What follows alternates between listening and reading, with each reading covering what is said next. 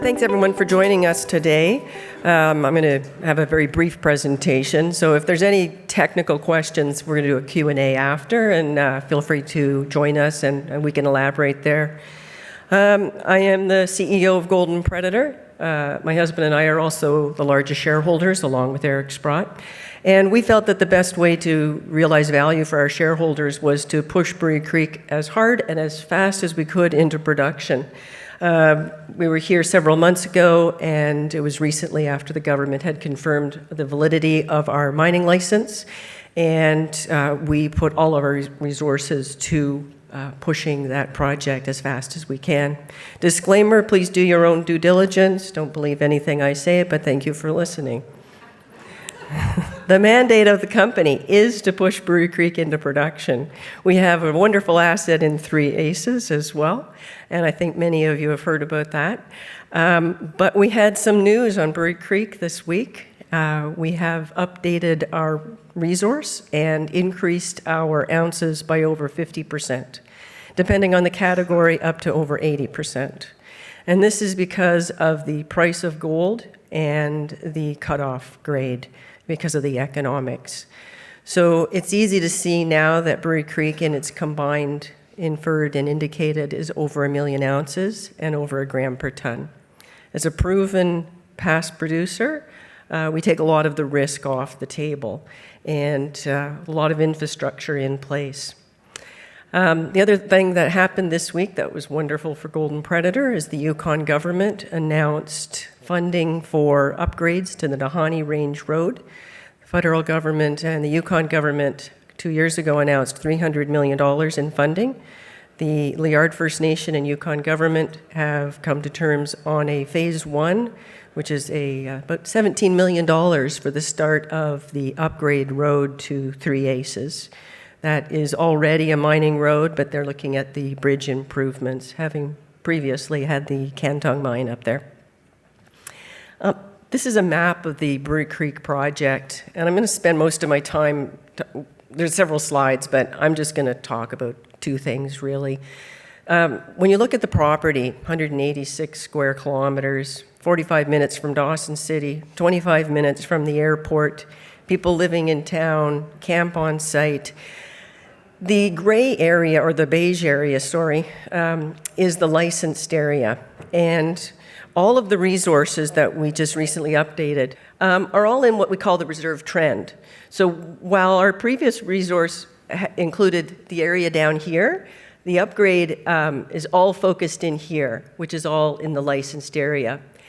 And the pits that are in here are all looking at the potential to be expanding into larger pits, which increases the economics. But we're going to start by reprocessing the heap leach field. The resource does not include what was left on the heap, and the previous operator ran run of mine, which means everything on the heap is either baseball size to an engine block size. So we're going to pick it up and process it and crush it and put it back.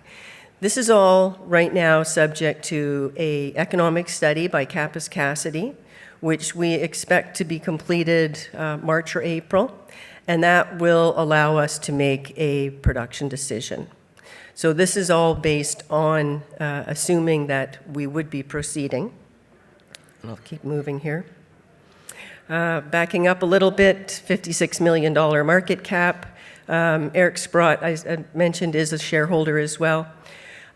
The CapEx that we're potentially looking at is less than our market cap, which puts us in a really interesting position at Brewery Creek and Golden Predator, where we have the potential to look at as much debt financing as possible. That would be our preference. And because it's looking at approximately, without the study being completed, $35 million, we're in a very good spot and have signed about 10 to 15 CAs to further that. We're in the territory of the Trondok-Wicen First Nation. It's very important that we bring the community along with us, and I would urge you to look at our website with videos and our adherence to environmental, social, and governance responsibilities. Very quickly, I've already covered this on the Brewery Creek. This is a picture of the heap leach pad. In the green, you see the 7 cells that were loaded with material. And in the yellow, you see the 3 remaining cells that are licensed but not used. The ponds below are still there. We'll have to reline them and build the ADR plant and assay plant. The green area is where we'll start picking up the run-of-mine and crush it and put it back and apply the solution. Realistically, the phase 1 could start as early with funding in place and a production decision made somewhere between December to June. So that's this December to next June. The second phase would look at mining the existing material that's licensed, and then the third phase expanding into the areas beyond the current license. This allows us time to deal with amendments through the permitting system. And phase 1 would take us approximately 24 to 36 months to reprocess the heap. That allows, economics being proven, the opportunity to use internal revenue to finance the remainder of the expansion. The other thing that I'd like to talk about very briefly is, as you know, we also have the 3 ACES project in the southeast Yukon. And we built a test processing plant. It was the first one in the Yukon, and we did it to keep knowledge and opportunities in the company and in the Yukon about the bulk sampling and the metallurgical information.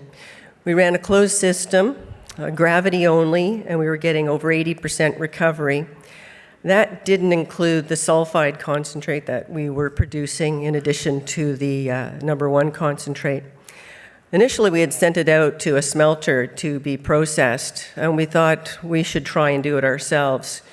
So what we did was we built a unit that we call the SRU, Secondary Recovery Unit. And the SRU is a mobile batch producing facility that you see in the picture there. And we initially had thought we would use cyanide, but then we thought, oh, we know EnviroLeach, and we know the people there, and let's give it a try without cyanide. So we used their technology in order to try and process the sulfides. We ran a couple of tests. The information was released. It was more successful than cyanide in terms of efficiencies and time that was to process. This was 2 tests that led to a 5-ton sample. The information on that sample and on the bulk sampling in general will be coming out, but it worked. And it's allowing us an environmentally friendly alternative to using cyanide in this process. And from this, we really see a lot of commercial opportunities coming out of this, and we've had a number of inquiries. But the best way to describe it is we built the washing machine and EnviroLeach provided the soap. So it's a nice partnership. It's a nice example of what we see is coming in the industry where there's changes, there's innovation, and by working together, we can look at very positive solutions that we feel will have an impact on permitting and the optics that the industry often has to deal with. The other thing that we do is we have the Yukon Mint. We produce coins with Indigenous art, and we'll have those around tomorrow if anybody wants to see them. And we have 3 designs now, ranging in sizes from 1/10 of an ounce to a full ounce. So this year is going to be a pretty good year for Brewery Creek and Golden Predator. We'll continue on with the Mint and the SRU and the plant. But we're really going to focus on Brewery Creek and pushing as hard as we can to move that along. We'll be moving into following the feasibility study completion, hopefully the development work, an expanded exploration program, and you'll also see a new updated 43-101 resource by the spring. We have to incorporate about 200 holes from 2016, 17, and 177 of them are from this year. And those will be coming out, I would anticipate, fairly shortly. We've been evaluating them, and they'll be incorporated into the update. So we're excited at what is coming in the future for us, and I thank you for your time, and any further questions will be available after. Thank you.